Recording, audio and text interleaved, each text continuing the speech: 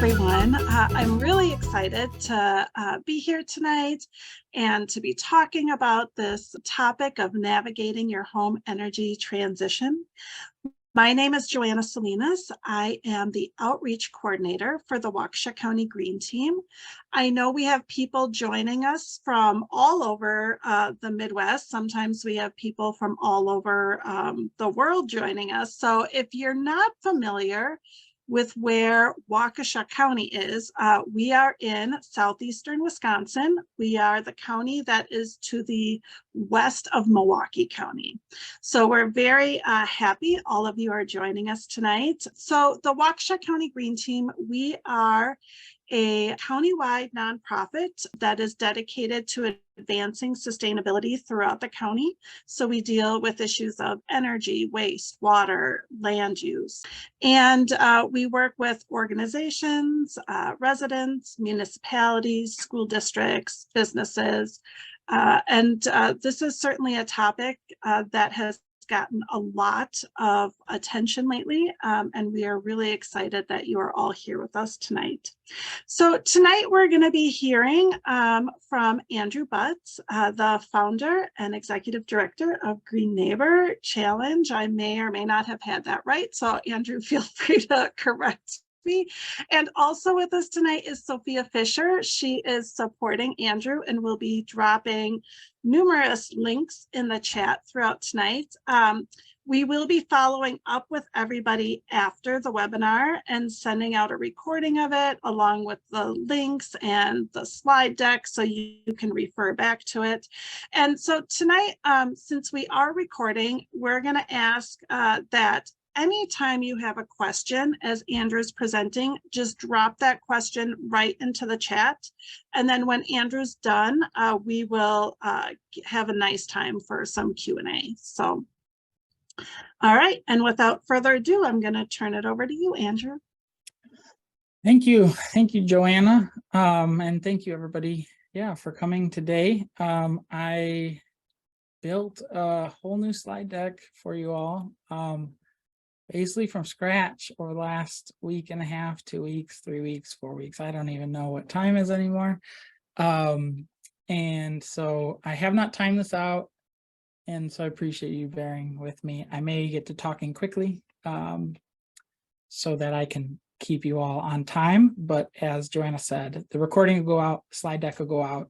So it's definitely, this is a big, big topic that you'll want to follow up with links and stuff for. So that's why we want to make sure it's available to you all. All right, can everyone see my screen? Perfect. Okay, I'm going to present our view then. And without any further ado, so today we're going to, the rough agenda is first I'm going to do an introduction and some foregrounding. Then I'm going to cover, what are the big challenges and opportunities before us? What is the Green Neighbor Challenge? How can it help me navigate my home energy transition? Why should I make these transitions? How can I help my community make the transition? And then some final thoughts, supporting resources, and hopefully plenty of time for question and answer. And so just to tell you all a little bit about me, I grew up in Pleasant Prairie, Wisconsin, just south of Waukesha County. So I'm really excited to be back talking to Southeast Wisconsin. I moved to Madison, and then I moved to Racine, Kenosha area, and then I moved to Minneapolis, and then actually I moved to St. Paul, and then I moved back to Madison. So been kind of all around, Midwest, a lot of southeast Wisconsin. And I grew up really close to the Pleasant Prairie coal plant, and I grew up with asthma, which I'll talk a little bit more about later. I'm the son of a printing pressman and a Snap-on dealer support specialist. I'm a first-generation college student and graduate student. I spent my youth in the Scouts and spent 7 summers on camp staff, which gave me a real love of the environment and of teaching. I went to school and studied business, communications, and environmental policy. In my work, I've been a supply chain analyst, a freelance filmmaker, a researcher, and an educator. And my interests are in energy, democracy, systems, games, learning, and philosophy, basically anything. And I'm involved in Science for the People, PowerShift Network, and the REAMP Network in both personal and professional capacities. And today I'd like to talk to you all really about sort of three big themes. First is hope, the second is gratitude, and the third is action, so that you can understand a little bit about how I approach all of this. I want to start with a quote from Hope in the Dark. This was actually the book that inspired. This came before the Green Neighbor Challenge came to me. When I was reading it in a particularly dark time, and a friend had shared this book with me to help me through it. And a particular passage stood out. Hope locates itself in the premises that we don't know what will happen, and that in that spaciousness of uncertainty is room to act. When you recognize uncertainty, you recognize that you may be able to influence the outcomes, you alone, or you in concert with a few dozen or several million others. Hope is an embrace of the unknown and unknowable, an alternative to the certainty of both optimists and pessimists. Optimists think it will all be fine without our involvement. Pessimists take the opposite position. Both excuse themselves from acting. Great book, highly recommend it. And so as I mentioned earlier, I grew up not far from the Pleasant Prairie coal plant. In fact, as it turns out, exactly downwind from it, as with some of the neighbors on this call. It's something that it's also astonishing to me. You could literally see it on Google Earth. It still exists on Google Earth. You can see it in the distance there. One thing that I didn't really, growing up, we referred to it as the cloud factory. I didn't really piece together its significance to my asthma in life. It wasn't until grad school that I started to really make sense of it. And what we now know from the scientific consensus is that, basically the air quality benefits arrive much sooner than climate benefits. They are, at least for the next several decades, much larger. They can be secured without the cooperation of other countries, and by generating an average of $700 billion a year in avoided health and labor costs, they will more than pay for the energy transition on their own. And if the numbers are shocking about air pollution, it's because the science has been developing very rapidly. And the evidence is now clear enough that it can be stated unequivocally it would be worth freeing ourselves from fossil fuels, even if global warming didn't exist. And so these are actual pictures of, for folks that have been to Pleasant Prairie, you probably recognize it, the Pleasant Prairie coal plant. The good news, which I also discovered in grad school, is that the cost of wind and solar have been dropping, not just slowly, but very, very rapidly. The cost of wind has dropped 70% in the last 10, 12 years. And solar has dropped 89% in the last 10 or 12 years. These cost reductions are pushing fossil fuels out of the energy mix very rapidly, and we're at a tipping point. And I also had the pleasure this past year of getting to see, at least video, I unfortunately wasn't there in person, but getting to see the start and the end of the demolition of the Pleasant Prairie coal plant. And so the way technology has moved, and the new possibilities for greener forms of energy generation fill me with hope that communities can live with cleaner air and have brighter futures. And I'm glad that Pleasant Prairie will be experiencing that, but there are so many more communities that still need our help to transition. And so I'd love for folks, if there's things that give you hope that you're hopeful about, regardless of their energy or not, feel free to drop those in the chat so other people can see and share and feel a little bit of sense of community with you here. Second is I'd like to express a lot of gratitude. I'd like to express gratitude for thoughtful neighbors like you for showing up. I'm really, really excited. And I've also been pretty nervous about putting this presentation on, but especially excited that Waukesha County is in, that I'm back in Southeast Wisconsin talking about the thing I love. And so really thankful to the Waukesha County Green Team for the chance to talk in Southeast Wisconsin, for the opportunities my parents afforded me when they left Chicago, for my grandmother and all the stubbornness that she gave all of us, for the Scouts, which helped me find joy in service, community, and nature, for the 40 volunteers and interns who helped the Green Neighbor Challenge get to its public launch in April 2022, so just last year, for the 5,000 users that we've had and the organizations that have helped us reach them, for our 42 donors, for COVID stimulus and relief, which also really helped me get through these times without funding, and our most recent environmental justice data fund grant, we just received in September. Of course, for my current amazing team, I can't say enough about them. For the Inflation Reduction Act, which actually empowers all of us to join the energy transition in ways that weren't possible just a matter of months ago. And for the radicals, visionaries, and organizers who have and continue to lovingly transform the present towards more compassionate futures. Green Neighbor Challenge is not something that I made. It's not just me. It was a lucky discovery in a graduate school class that these programs existed. A chance that I posted on Facebook and got a ton of interest from friends, started helping them investigate these options. And through that process, realizing, why hasn't anyone made this easy to switch to green energy when these programs are so widespread? And over the course of 4 years, these are the people who have helped make it happen, and are continuing to help make the Green Neighbor Challenge happen, and the networks we've been a part of that have filled us with ideas and inspired us along the way.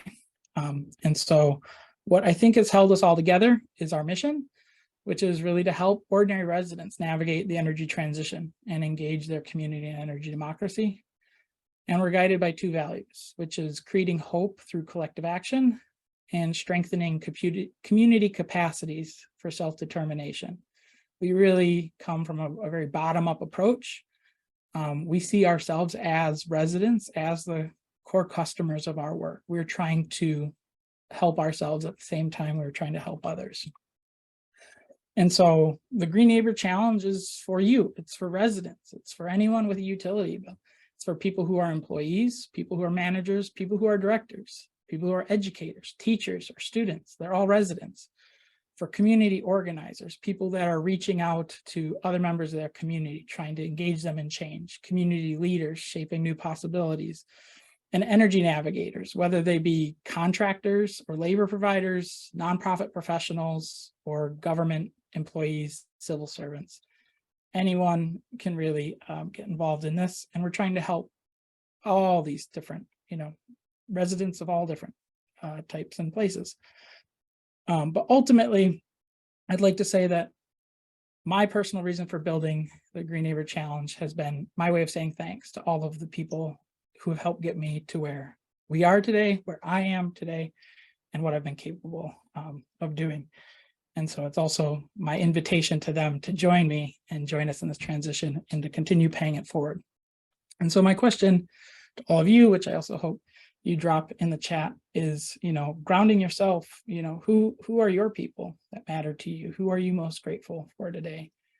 Because that's the heart, that's the heart of the Green Neighbor Challenge, is the neighbors, the people that make our lives, fill our lives with meaning. And so I'd like to, start and acknowledge that a lot of us come from a place where we're dealing with a lot of heavy emotions that hold us back. Whether that's fear and anxiety, whether that's climate grief, whether that's anger, or sense of despair and depression. These things can leave us feeling hopeless. They can leave us feeling powerless, overwhelmed, directionless, because we have to deal with the size and complexity of this enormous problem. And because we don't have enough information, because we feel excluded from the solutions, because we don't have enough resources, or because we're impacted by the infrastructure that we're trying to change, oftentimes leading us to feel a sense of insufficiency in what we're capable of doing, and generating a sort of self-defeating outlook of what we could accomplish. But what I want to say is that all of those negative feelings, I felt them all, I've dealt with all of them, is that they're also a gift. They are the raw material for meaning making. Here are some quotes that I draw inspiration from. Is the very act of mourning is the display, the manifestation of a commitment that I will make meaning here. that I will try to understand what this meaning is rather than just give it up or give up. As long as I fight, I am moved by hope. And if I fight with hope, then I can wait. And resistance is the secret of joy. So returning to all of these heavy feelings is we have an opportunity to find catharsis, I think, through action from everything I've learned. So we can start to transform fear and anxiety into purpose. We can transform grief into mastery. We can transform anger into connection, despair and depression into agency or a sense of autonomy, so that we can be hopeful, powerful, joyful, insightful, feeling interconnected with one another as part of a collective. We can be informed, we can be included and inclusive. We are capable, impactful, self-sufficient, and we can also be an inspiration to others. That's what I think the Green Neighbor Challenge is about. So I hope that all resonates with you. Our theory of change is really meeting people where they're at and moving them along this continuum of change, starting this journey from harm reduction, which is where we clean up the pollution associated with our energy use, into forms of distributed energy, where we're producing our own energy, or we're investing in energy efficiency technologies to reduce our demand, and getting eventually to the place where we're knowledgeable enough that we can start to shape our energy systems locally and say, this is what we envision for our community. This is what our community wants. This is what we deserve. This is what we need. And so there's a huge, at the social level, going from the personal to the social, there's a huge opportunity in the energy transition. This isn't just about climate. This is about cleaner air. It's about having cleaner, more plentiful, fresh water. It's about having better mental and physical health. It's about having more comfortable homes to live in. It's having lower energy bills, energy burdens, and fuel costs. It's safer and more secure jobs for people who work in the energy economy. It's more profitable and productive farms, actually. It involves, greater local tax revenues and tax assets. As we distribute this technology of generation, more communities get to be a part of that and benefit from it. It's about regenerating our ecosystems and our habitats, because we can start to conserve actually a lot more land than we currently are. And it's reducing global instability, which I don't like to worry about global issues. And I assume a lot of people in Southeast Wisconsin, I know the type, I don't like to think about the global issues. Part of it is avoiding that before we have to deal with it. And so, the challenge, that's the opportunity. The national challenge we have is really how do we engage in a national electrification mobilization? There are 122 million US homes that need to be retrofitted and electrified over the next 20 years. This is unprecedented in my lifetime. Most of your lifetimes and what we have in front of us is the Inflation Reduction Act, which provides up to $3,200 a year in tax credits direct to residents, and will be providing up to $14,000 in upfront rebates for home energy upgrades to low and moderate income homes over the next 10 years. From a recent podcast I listened to, this is one of the most helpful framings I've heard, is the thing that worries me most is that people are not adopting a World War II footing. I think people are saying, thank goodness we passed this policy. Now things are going to be better. But I need everybody to grow a war garden. That's what I need. I need you to get on the calculator and figure out how to electrify your home. I need you to figure out what electric vehicle works for you and your family. I need you to figure out how to go to your city council and your school board meeting and say, what the hell? Why do you not have electric school buses?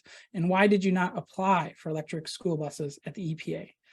We don't need 20% of the entire American population in the streets like we had for the first Earth Day, but we do need like a couple million. We have got to achieve the best outcomes with this money. So I think this is the challenge before us, is how do we mobilize as if, it's a wartime mobilization, but we're not at war with an enemy. We are at war with our energy economy. And for many of you, I assume electrification is not a word you're very used to hearing. It's kind of the newer, cooler thing to talk about in the energy space among us energy nerds. But why electrification matters and what electrification means is as we switch our energy over to electric rather than and away from fossil fuels, we're actually doing two things simultaneously. We are creating massive energy efficiency gains. So this chart actually shows that as we switch our electricity generation away from fossil fuels, 25% of our primary energy needs go away because a lot of that is lost to heat when we burn fossil fuels. And similarly, as we switch our cars, trucks, etc., transportation, we save significantly more. Again, saving the energy that we waste to heat. For our heat pumps in our homes, for all of the energy that gets spent just moving, extracting fossil fuels and transporting them around the globe, there's significant efficiency that happens through electrification. And then on top of that is by electrifying all of our sort of applications of energy, we have the ability then to decarbonize it. So what is the Green Neighbor Challenge? Well, the Green Neighbor Challenge is a free online toolkit to help you navigate your home energy transition. We've got 3 tools. One is green energy to help homeowners and renters find and sign up for green pricing programs, green retail supply programs, or renewable energy certificate programs. Second is Save Energy to help you find home energy efficiency and electrification incentives, as well as access your state energy and weatherization assistance programs, hopefully soon. We haven't done that yet, we're working on it. And the third tool is Solar Options to help you explore your rooftop solar suitability, request quotes, and compare available community solar options. So we are largely responsible for building a database to help people connect to green energy. A lot of these other tools, however, what we are doing is connecting the most useful resources and services out there and trying to put them all in one place to make it easy for residents to access and understand them, ultimately to make collective action easier. This is basically what our landing page looks like, so you're not scared of it when you first see it, but I want to keep moving and we'll explore the site a little more later. When you're starting this journey, is a lot. This is a long journey. And the best guide that I have encountered out there is by Rewiring America. It's called Electrify Everything in Your Home. It lays out steps 1 through 10, what you should be considering as a homeowner, and it even highlights which ones are relevant to renters. And this is an entirely free guide. I've got the links in like 8 different places. We'll keep referring back to this, but this is your home energy transition roadmap. I highly recommend downloading this and printing the checklists out and using it as a guide as you try to understand lots of these other technologies. As I mentioned in the appendix, there's separate checklists. Print these out, put them on your refrigerator. For homeowners and for renters, everybody's got a role to play. Yeah, so not to overwhelm you though with all of those things, we try to keep things a little bit more simple. So rather than 10 steps, you've got 3, even though there's a lot of little sub steps within those. So let's start with green energy. How can I get green energy? Well, basically is a lot of utilities offer, so green pricing programs allow utility customers to pay a different rate for energy, usually slightly more, though in a few cases less, in exchange for certifiably renewable sources of energy. Utilities offer green pricing programs often because state laws or regulatory pressure requires them to, but regulated utilities usually cannot profit from these programs. As a result, 73% of homes have access to a green pricing program. 14% of people are aware that they have a program, and only 2% have signed up. This is the challenge that we set out to solve with Green Neighbor Challenge. And this map on the right-hand side shows all the green spaces is where there's green pricing programs. All the yellowish orange is where there are retail supply programs, slightly different, but more or less the exact same thing. They just don't have monopoly utilities. They have a wide range of utilities to pick from. And then everyone that lives in a blue region, there are unbundled renewable energy certificates that you can buy through our site. So in effect, everybody has an option. There's just different shades of very similar sorts of things. And so why should I get green energy? First is that because the cost of energy, renewable energy has fallen so rapidly, the average home on the average program can now go entirely green with their electricity for less than $10 a month. It's like $9.70 something is the national average. Signing up can usually be done in 5 minutes or less online. And this single action will help you eliminate 20 to 30% of your home's total embodied emissions, right? That's really powerful that you can do something so quickly. And it is the essential first step in a home energy transition, and it grows more impactful as we shift our heating and cooling, our cooking, and our vehicles over to electricity from their fossil fuel-based sources. Energy in total represents about 65% of our embodied home emissions. So that's the upward potential as we electrify. And the food, goods, and services that we use drive the remainder of our home's emissions. So, and to put a finer point on all of this, why should I spend money on energy? Is for every dollar, so this is US wide, for every dollar spent on green pricing, there's about $2.41 in public health benefits. This is using EPA figures. And from that same study, it's actually far more pronounced. We have very dirty air here in the Midwest. In the Midwest, it's upwards of, it'd be every dollar is about $6 in health benefits, because a lot of our programs cost about 1 cent per kilowatt hour. That's exactly what it costs, or 1.1 cents for WI Energies. It's 1 cent in Minnesota. So that's, a way to multiply our impact. So what does this all look like in practice? Well, here's the website. I'm pulling it up. So basically all you do, go to greenneighborchallenge.org. You can type in your zip code. So I'm going to type in my old home zip code in Pleasant Prairie, 53158. Click go. And then it pulls up the utilities that operate in that area and whatever programs they may have. So I assume many of you are under WI Energies. You can see their program is called Energy for Tomorrow. Most of the energy within it comes from wind, though a small portion of it comes from solar. The net cost is 1.16 cents per kilowatt hour. You can see for the typical apartment in the region, that's about $5.35 extra a month on your bill. For the average home here, it's about $10.40 a month on your bill. You can sign up based on percentage of your usage each month.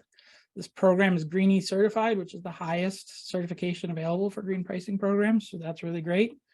And your contract is month to month. And you can look up some other details. There's no termination fee.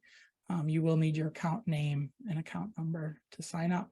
So once you say, hey, this is great, I'm going to select that. I'll do that in a second, but I'll also just say for folks that don't have a great option, you can always purchase unbundled RECs. RECs are renewable energy certificates. They're the fundamental legal mechanism of how we track who owns the right to renewable energy. There are several services. There's only one that's nonprofit that sells RECs from the Pacific Northwest. They're really great nonprofit, really great group. We include this as an option for anyone that doesn't have an option or has a ridiculously priced option. You can always purchase unbundled RECs and contribute to renewable energy in the Pacific Northwest, which helps decarbonize the grid everywhere, because energy is being shifted and sold across the grid all day, every day. But going to WI Energies, we provide the links so you can click and see. Here's the program FAQ. We link directly to it. If you want to reach out to WI Energies, we've collected all their contact information, so you can pull that up. And if you want to enroll, you just click the enrollment link. Unfortunately, it's going to ask you to log in. So hopefully you know your login credentials. But once you log in, it'll take you to the enrollment form. So that's how that works. And once you come back to this page, this pops up and we'll encourage you to try out our other tools. But for now, I'm going to go back to the presentation. All right. Memory saver made Chrome faster. Got it. Thanks, Chrome. Just to show you, I asked my mom actually to send me her WI Energies bill.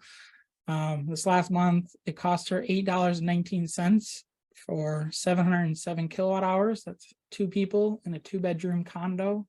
One of them's retired and always there. And so that is about a 5.6% increase in the electric cost, a 7% increase in the electricity rate. But going back to the health benefits in our region, that looks like something between $17 and $43 in public health benefits, according to the EPA. So that's the power, I think, of green energy. And folks, often ask me, especially energy experts, because they say, well, renewables are so cheap. They're cheaper than coal. They're cheaper than gas. Why should I pay more? Because those that have the financial power to do so should not allow our utilities to dump pollution onto everybody else. I think this is a basic decency thing. This is a moral question. We shouldn't be doing this to our hardworking neighbors. Green energy is a great place to start as residents, but it shouldn't be the last thing we do. And this, like a lot of things, I'll also say regarding the public health, is there's a huge racial disparity in how pollution visits certain communities over others, as well as a big income wealth disparity in where pollution is located. So I really do think it's important for those that have the financial ability to support green energy to do so.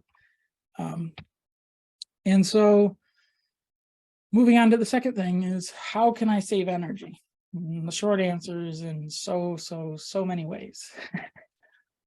This is where, again, I really encourage you download the Electrify Everything guide, print out the checklist, put it on your refrigerator. But some of the big things, big categories is really through heat pumps, which will cover your heating and cooling, can cover your water heating, and even help with clothes drying, through induction stoves and electric cooking, and through electric vehicles or e-bikes.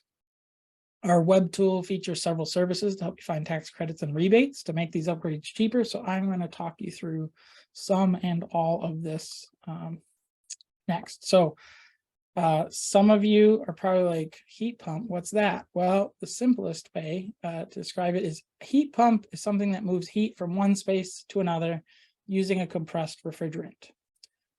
It happens, you probably already have them in your home. So your air conditioner and your refrigerator are both heat pumps. That's how they operate.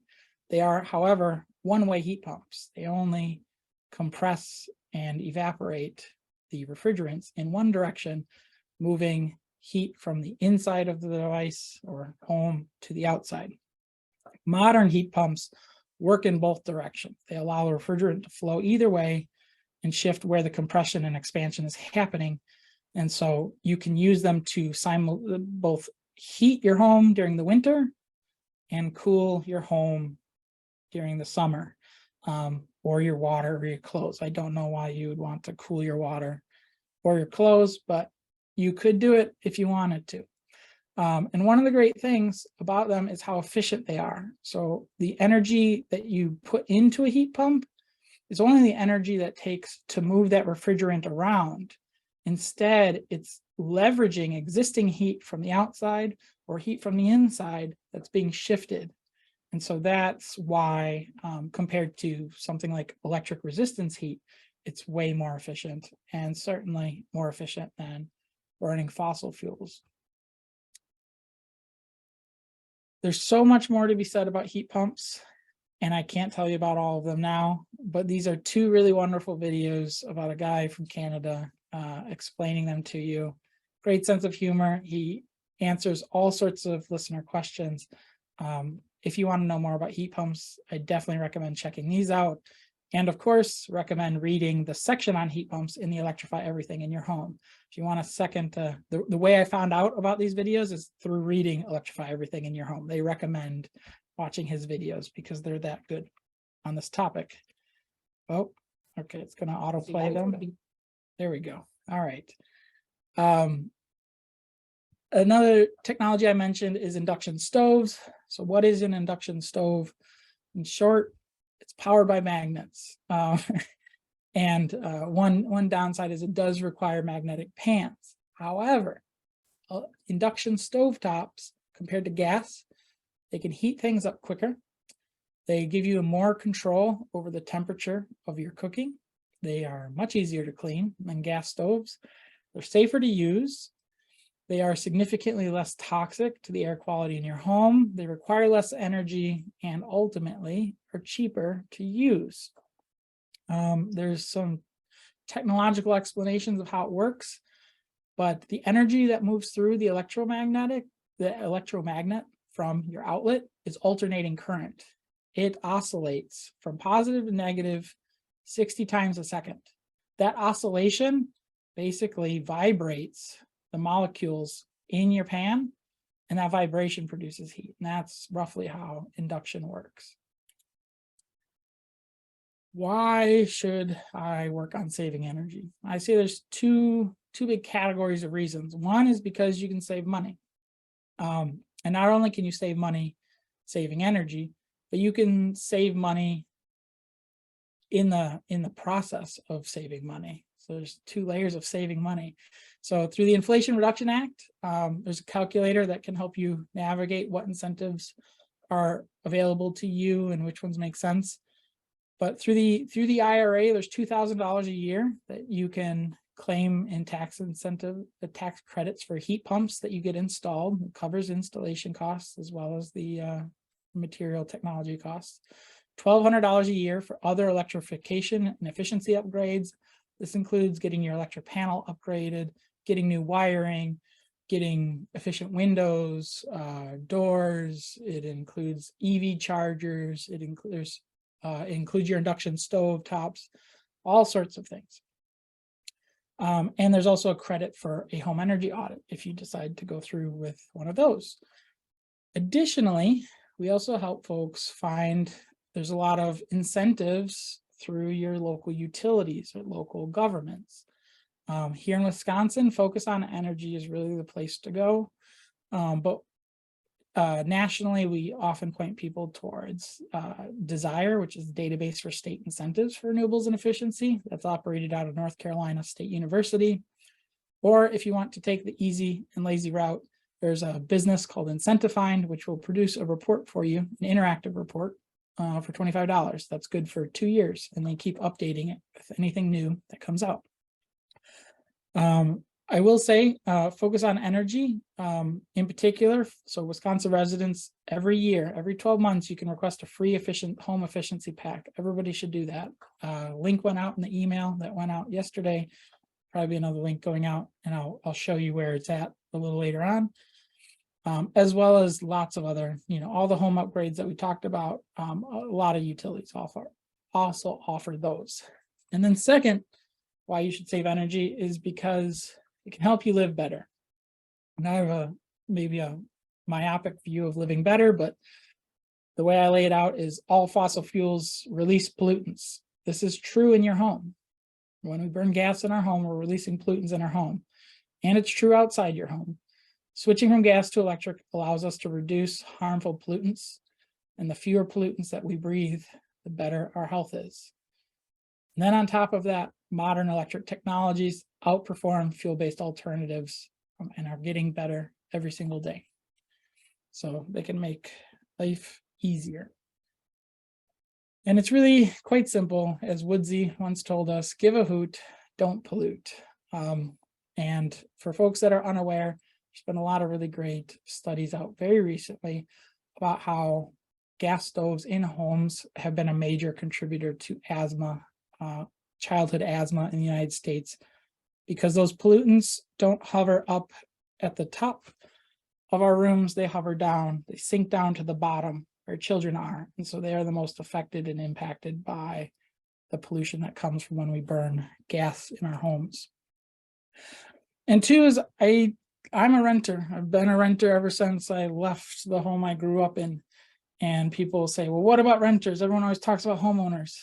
Well, here's some cool pictures from my kitchen. I've been really excited to rethink what our kitchen cooking experience is like. I hate our gas stove, how hard it is to clean, and we don't have a lot of counter space, and it's a waste of counter space being there. So got this great cutting board to cover that up, got an induction cooktop that we can use when we do want to use a stove. So that's electric.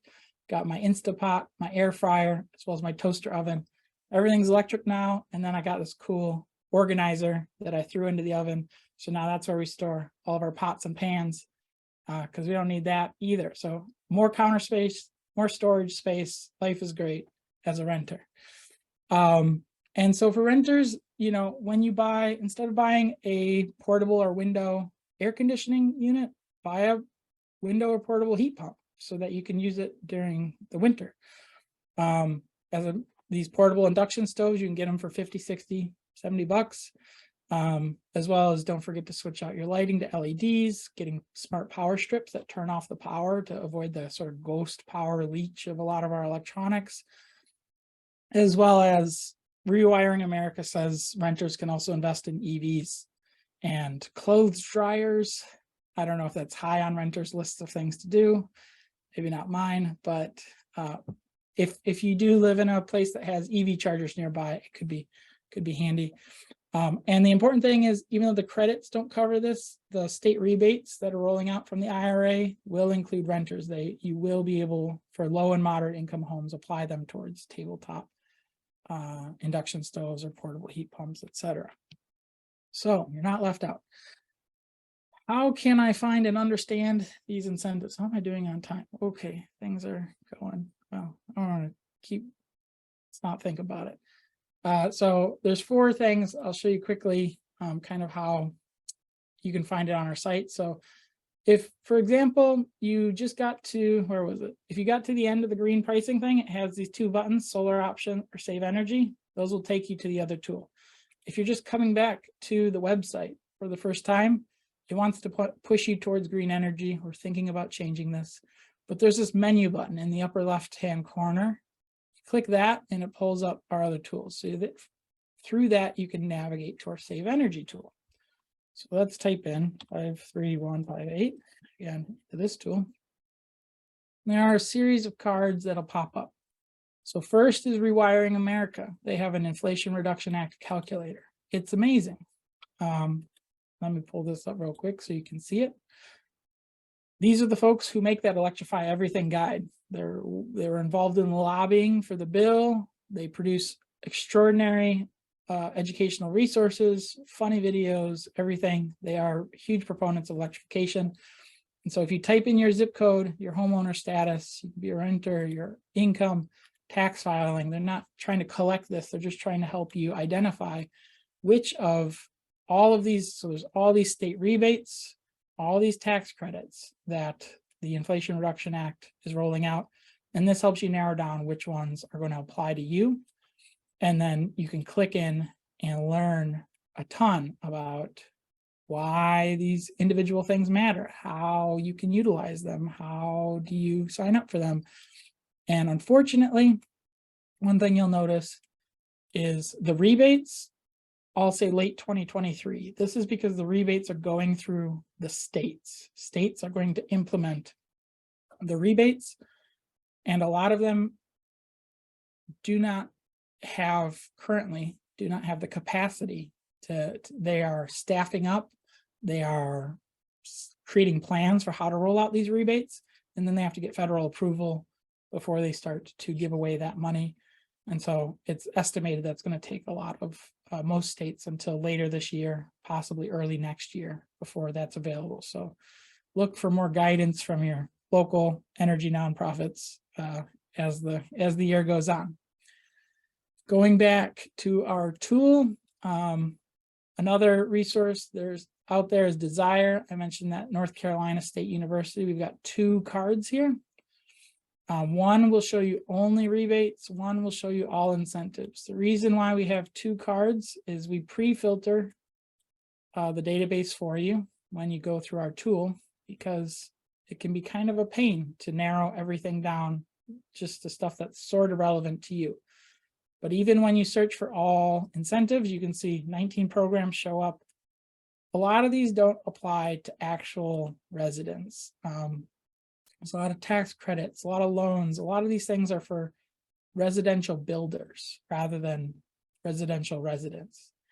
But there are some things that are a little hard for us to filter exactly to what you need, just because of the way the database is set up.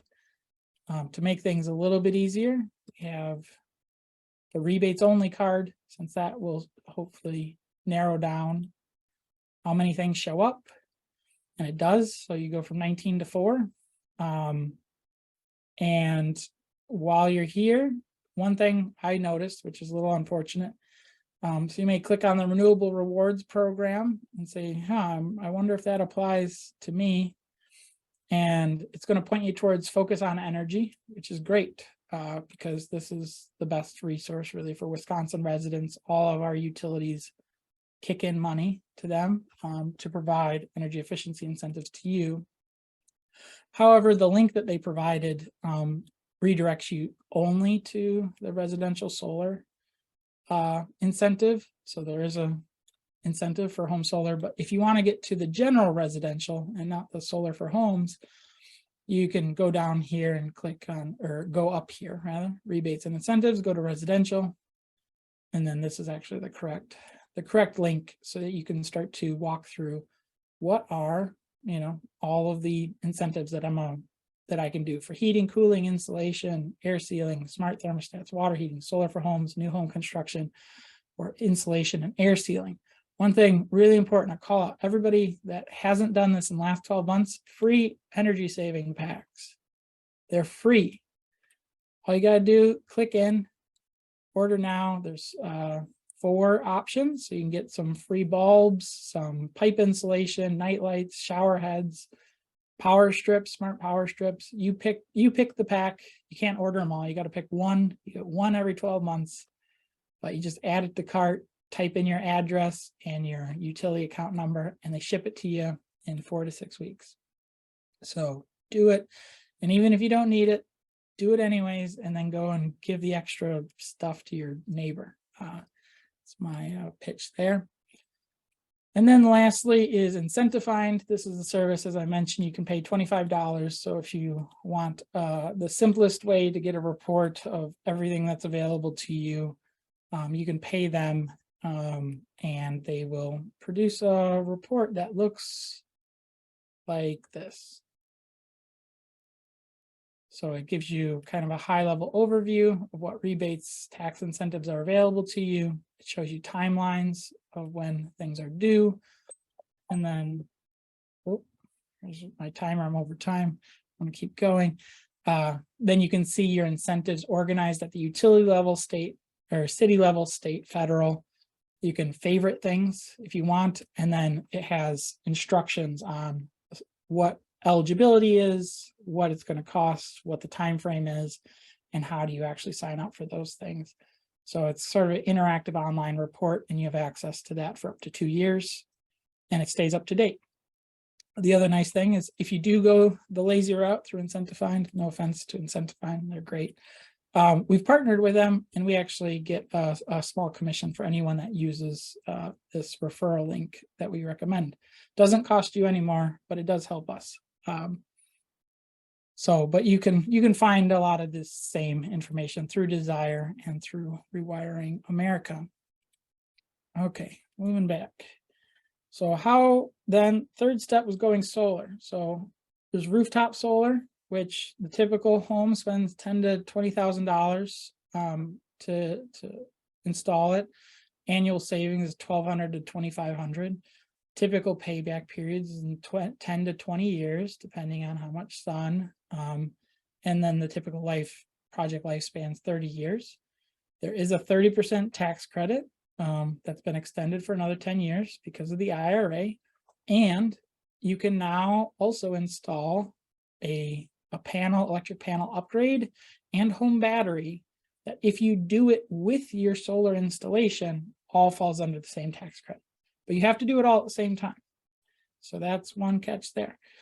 But we have a few tools here, which is you can use Google Project Sunroof to see your rooftop solar potential, or you can use Energy Sage to see competing qualified solar quotes. I'll show you those in a little bit.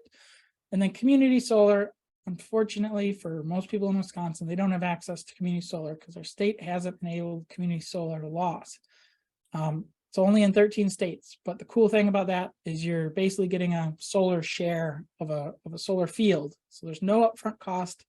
You get savings on your bill every month, usually of 10 to 15% of your electricity costs. You're immediately saving money, and your typical contract length is 10 to 30 years. And there are now tax credits for community solar developers, which I think is lighting a fire under states that don't have community solar laws in place, to get those in place to allow more development to happen in states. So we have two tools to help with that. Energy Sage helps in these 13 states and DC, and then Join Solar helps in Minnesota and Maine. This is where I'm going to turn it over to Joanna to plug an opportunity coming up next year. Yeah, thanks, Andrew. And I have to apologize. I was supposed to be like Andrew's timekeeper, but I was so fascinated and engrossed, I totally lost track of time myself, Andrew. So it was great. This has been so fascinating. So I just want to plug real quick. Here in Waukesha and Jefferson County, we've partnered with the MREA on some Grow solar group buys. So we've done 2 so far, and we have one planned coming up again in next year. So if you're not familiar with a group buy program, basically they're geographical in nature, and actually the MREA is putting on geothermal and heat pump group buys. They're testing them in certain Midwest markets. So that's something to look out for too. But basically residents pool together their buying power. We send out RFPs to the solar energy companies. We vet the company. We choose a very high quality solar installer. There's a discount for participating. There's additional rebates for participating. So in our first 2 solar group buys, we ended up in Waukesha and Jefferson County, helping 85 homeowners go solar for a combined 900 kilowatts of installed solar, which is fantastic. So if solar is something you've ever considered and you just want to learn more about it, there's a lot of things to think about for solar. And we're going to be offering several webinars over the next year about getting solar ready. And so all those things you have to think about, your roof and what's that installation process like and all of that. So the first one's going to be on April 15th, and I will send out a plug for that in the follow-up email in case that's something anyone is interested in. So, all right, back to you, Andrew. Great, thank you. And yeah, I do want to apologize for anyone that has to hop off after 60 minutes. This is taking much longer, but I'm hoping this is really engaging and interesting to you all. So I'm going to keep pushing forward. I'm happy to stick around as long as people have questions tonight, though maybe Joanna might not. So why should you go solar? It helps you reduce your energy costs. It helps grow renewable energy supply, reduce fossil fuel demand. It can reduce pollution and emissions across our grid. It does actually increase property values, and where coal plants and gas plants go away, that also dramatically increases property values. Surprise, surprise. It helps reduce utility monopoly power, right? Generating our own electricity is a great way to take profits away from the monopolies that we love to hate. And it's an inspiration to your neighbors. Convince them that going solar is possible. And the nice thing is actually that renewables, they displace all the fossil fuels because there's no fuel costs. So they get dispatched first day to day.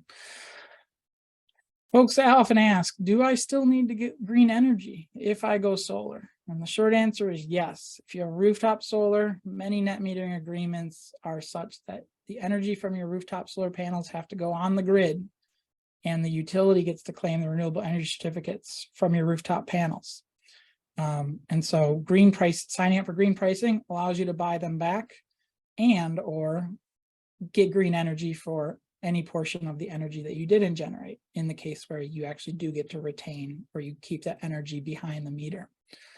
And then similarly for community solar, utilities like to lobby. They've helped write a lot of these bills, and often in most states, basically utility retains control of the renewable energy certificates that are generated by community solar agreement. And so green pricing is the mechanism that allows you to buy them back and or cover the portion of your usage that your subscription doesn't.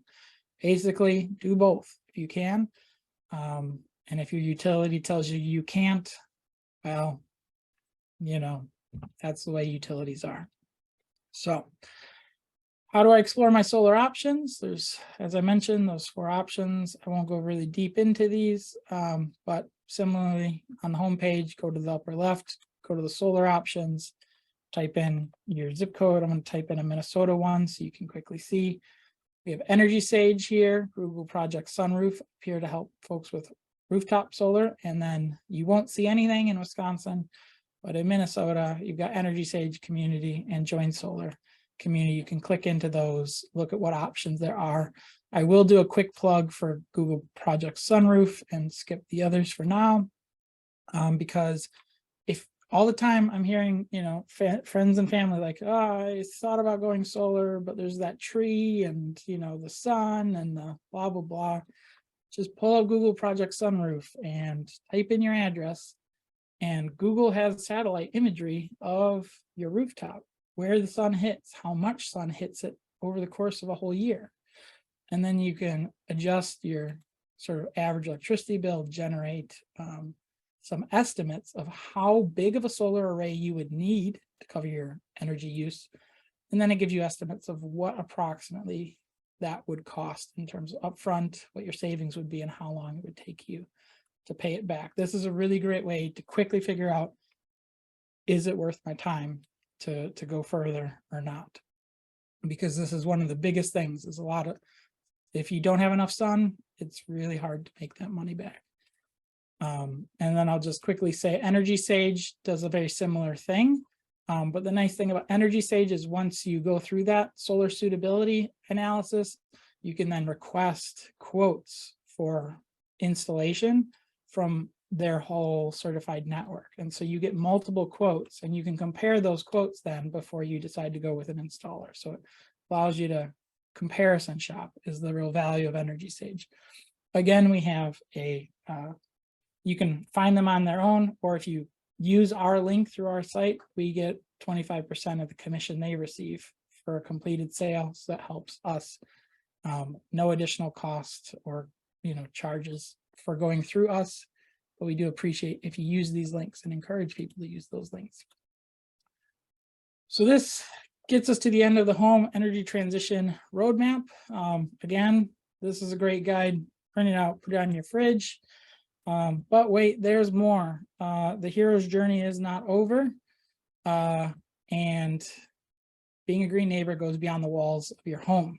So there's layers upon layers of, if anyone's familiar with the hero's journey, you end up where you began, but with a new understanding of it. So part of being a green neighbor is being a leader in your community. We are fundamentally, as human social creatures, we mirror one another. So it's important for people to communicate every action that you take as you go through this energy transition. That's to family, to people at work, to people in schools or civic groups that you're part of. Start conversations in person and online.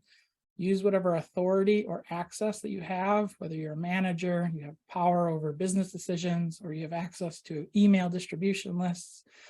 Get the word out. We must facilitate a social and cultural transition, not just a technological one. That's the challenge before us, is how do we get everyone involved in the energy economy in a way that we haven't had to be involved for decades.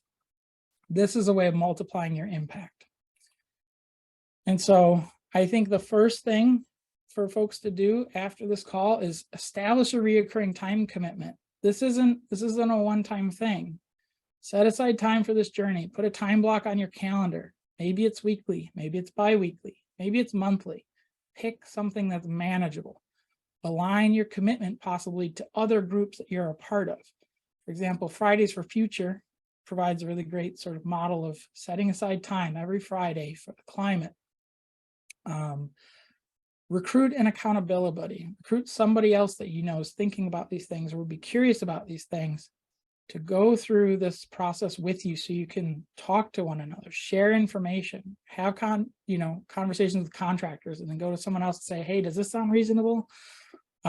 Additionally, there's a great resource out there called All We Can Save Circles. It's a way to start a sort of a mini book club / action club around climate. They have weekly resources for how do you start interesting conversations with people you know. Or additionally, you can use the Earth Hero app or friends with those folks. It's a really great service where you can set personal goals and reminders on your phone so that you get, buzzed and it says, hey, did you change your, thing? Did you get a quote for a heat pump? Did you switch to green energy? Did you, what have you? So it's important to think about how do we encourage ourselves to build these habits over time before we get into all of the action. The resources that you have to help you lead is first and foremost this webinar recording when it goes out, as well as the deck. I want you guys to take it, use it, share it with others. Say, hey, look at this recording I attended. Would you like to hang out and start to plan our energy transition together once a week or once a month? So use it to invite other people to join you in action. We also have a social media toolkit. We have a newsletter toolkit. So shout about us on social media, give shout outs in organizational newsletters, civic orgs. There's a press kit if you have a blog or you want to write an op-ed, or you just have a favorite journalist or podcaster and you want to say, hey, check these folks out, they're doing cool stuff, your audience wants to know, you can share that. We have tabling resources, so if you want to print out cards, handouts, and talk to people in person, we've got resources for that. There's an action checklist, another thing you can print and put on your fridge. And of course, you can also join our mailing list to learn about new features, as well as we are hoping to build a upcoming online mini course that's sort of a cohort for people to talk about and make those plans for what does my energy transition look like? How do I share knowledge with others as we try to figure it out together? And so again, just circling all the way back is encourage you as you talk to others, meet people where they're at, start small, lead with empathy and compassion, center this hope, gratitude, and action, because ultimately other people are looking for this opportunity to heal in relationship, because we don't really heal in isolation from these hard things. This process isn't just work. It's not just burden. It's actually an opportunity for our own catharsis and our own growth. And so leaning into the sort of positive aspect of this. And I just highlight that building in those, if you do set up a group to meet regularly, having rituals helps build a sense of purpose and connection in doing this work. And through action, we build our own sense of autonomy and mastery over these topics. And so circling all the way back to hope, gratitude, and action, green neighbor challenge corresponds. Green is why I'm hopeful. Neighbors are why I'm grateful. And it is the challenge is the action that we must take. If this was helpful and you have the resources, we definitely would love to have more monthly donors. We ask people if they can to give $5 a month. Regular monthly donors is what have made all of our work possible, and we will send you a sticker. And then lastly, drop in to the chat, what action are you most excited to take? I'm going to end with a quote from Dr. Martin Luther King Jr. He said, "We are caught in an inescapable network of mutuality, tied in a single garment of destiny. Whatever affects one directly affects all indirectly." Something that guides our work. If you want to contact us, here's our contact information.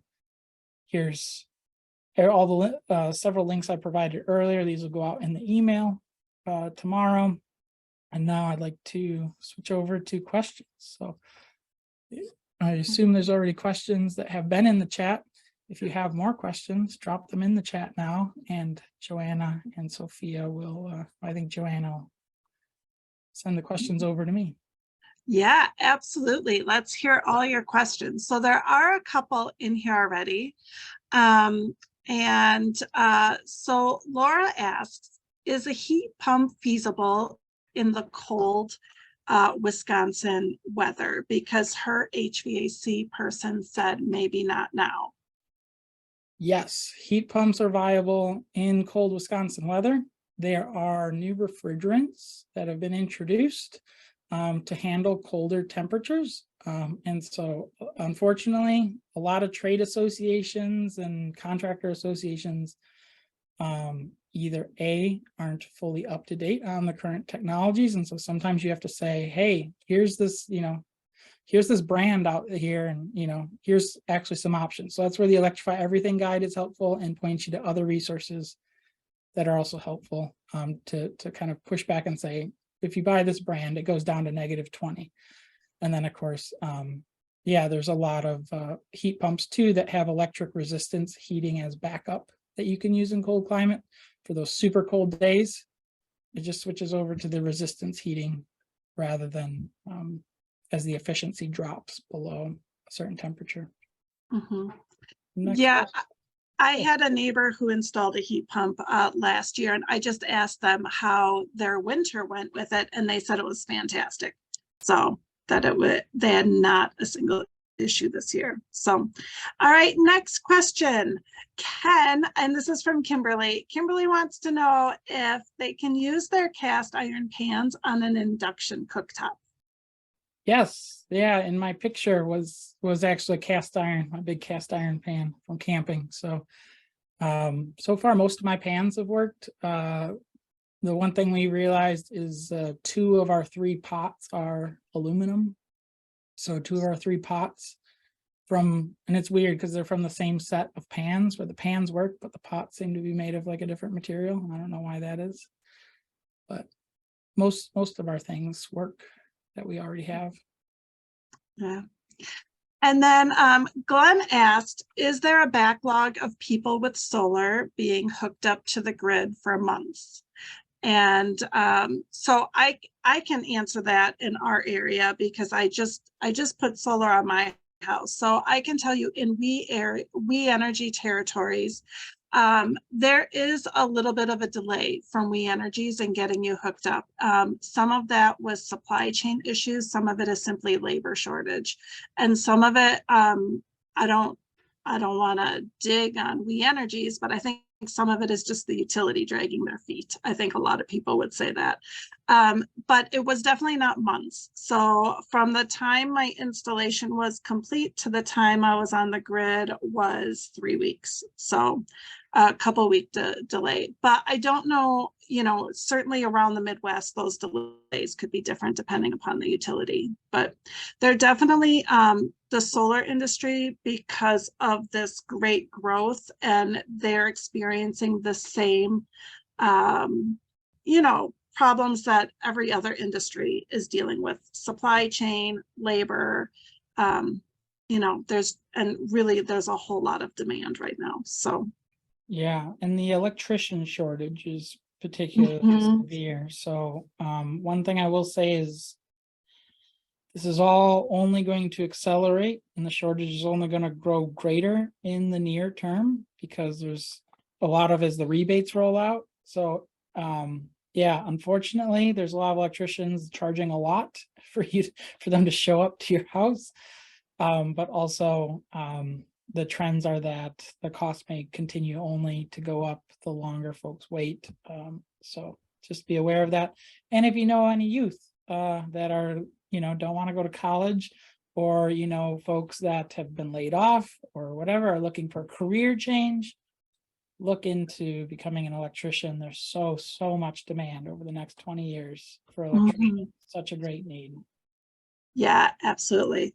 And then Annette asks, you may have already answered this, but how is the SREC, is that solar renewable energy Energy credits, certificate marketplace. certificates. Yeah, how is the marketplace in Wisconsin?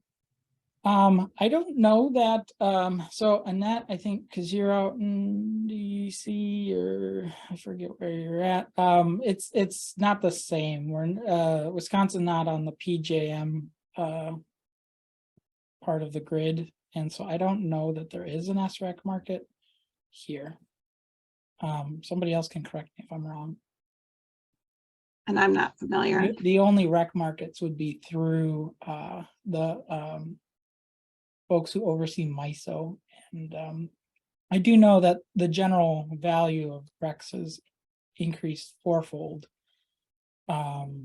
since 2017 to 2021. It went from about $1 a rec to $8 a rec and is now about $6. Yeah. Hi, I unmuted. So in DC, it's I get probably $1,200 a year through Strex from basically the marketplace. And what it is basically Pepco is buying the right to call their energy green because I'm putting some energy into the system and I'm using the system. And DC has worked really hard to build up that value within the city, but it does fluctuate. And there's talk now in terms of the utilities want to downgrade Strex and so on. So it's a little bit of a battle. But I think with the need for solar, a lot of states and cities may start implementing Strex, which, the solar renewable energy credit. So fingers crossed. Yeah, things are just a lot. Part of that's enabled by the deregulated way the energy system operates out in the East Coast, which is very different than the monopoly utility system here in the Midwest. So yeah, things are different everywhere, and I'm unfortunately not an expert on exactly how that all differs. Any other questions out there? Yeah, so there's the question, do you have any advice for installing solar in historic neighborhoods with restrictions on what you can do with your exterior? I have no advice for that. I would say seek out somebody at town hall or show up to a town hall meeting and demand somebody give you an answer. Make your elected representatives work for you. That is actually would have been part of my advice. I can tell you in Wisconsin, you cannot be legally stopped. Like there has to be some ability to put solar on your property, but they can say like not on the front of your house. Like there can be some restrictions as to where, but you have to be allowed to produce your own energy. So my advice to you would be look at outbuildings. So what I was going to just mention about that Google Sunroof app is that it's a great way to look at your property's potential, but you'll notice it doesn't include the outbuildings. And solar can be put anywhere where there's a standing structure. So look at the outbuildings like garages or sheds. We've had people build like pergolas sturdy enough to put solar panels on. They can certainly be ground mounted, and then go talk to City Hall and see if you can get a variance or something. And so yeah. Yeah, I know Aaron knows a lot about this. Anything you want to chime in and add? Sure. Yeah, you might not like my answer because I was going to steer you in other directions, but as a building science person and talking about historical homes, they're usually less energy efficient, and your dollars are going to go a lot farther by doing energy efficiency upgrades like insulation and air sealing, which is the lowest hanging fruit in old homes besides like LED light bulbs. And so efficiency as a renewable. Yeah, I agree with that. So as a solar educator, we always push energy efficiency first, because you don't want to spend the dollars, on renewable energy if you don't need to spend the dollars, right? So reduce your energy burden first, and then and then go green. So I had one other one, and it's yeah. actually something I learned from Andrew. So, and that is the idea of community solar gardens. If you can connect, but then pairing that with the green pricing, you've essentially achieved your goals without having it on your roof. Yeah. And something I'm going to actually call We Energies tomorrow, Andrew, because I used to, I just looked at my energy bill in preparation for this. So I used to be part of that Energy for Tomorrow 100%. I got solar on my house, and I just looked at my bill, and now it says that I am no longer, my account is no longer able to purchase the Energy for Tomorrow, even though like this month I purchased, 80% of my electric needs, right? Yeah. So I'm gonna call We Energies tomorrow and find out. I'll update everyone in on email. I would love to know. This is what I've been telling people. I don't have a solar array, so I've not experienced it. But yeah, a lot of utility systems, they may disenroll you or say you can't do both. Mhm. Ask them why that is. There's no reason why you shouldn't be able to. And they're not used to fielding questions about green pricing. A lot of times we call them to get accurate pricing information, and their customer service reps don't even know the program exists. And it's like, well, here it is on your site, so tell us what the sources are and what it costs. Yeah. Find someone who knows. Yes. People need to ask those questions. Yeah. Okay, I'm just looking to see if there are any other questions here.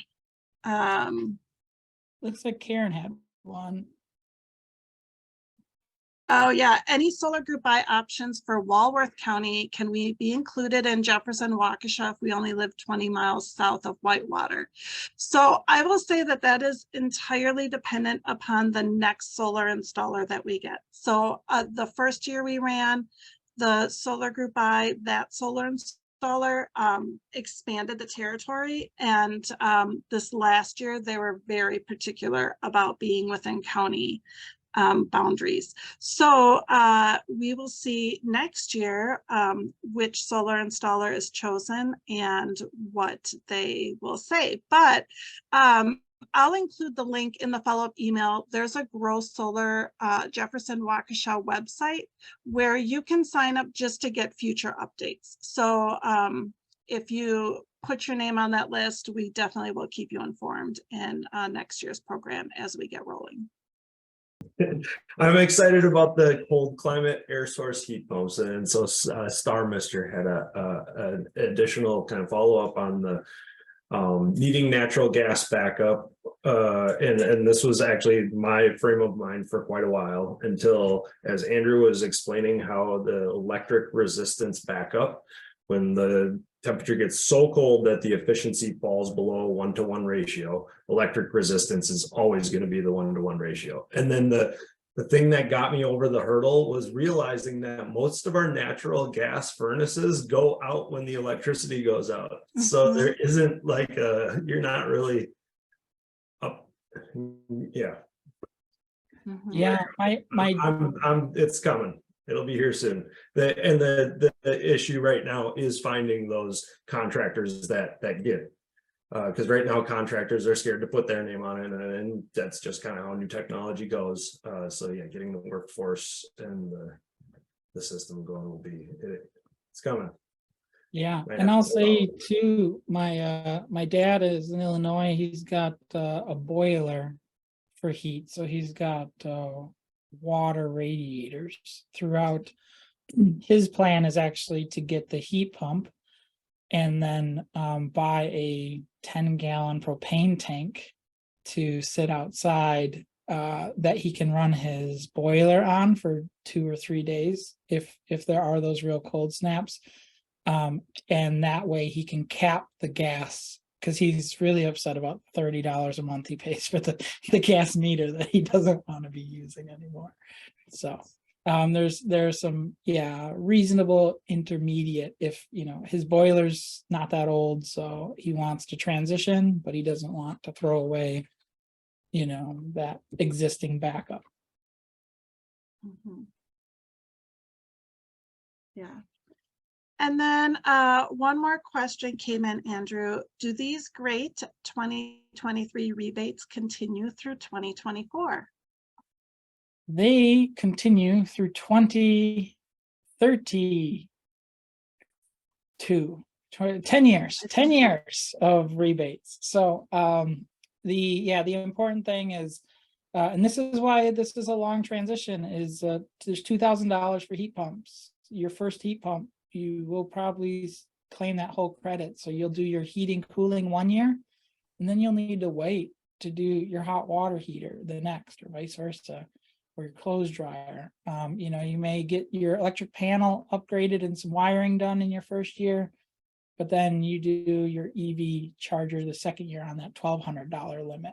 So part of the law's design is to force people to space out these upgrades, you know, to reduce somewhat the, you know, the kind of shortage of labor that we're all going to be working our way through. So this is why, yeah, it's really great to use the Inflation Reduction Act calculator along with that electrify everything guide, and start to plan out and say, how old are my appliances? What do I need to replace first? How can I kind of prioritize and space things out for my home?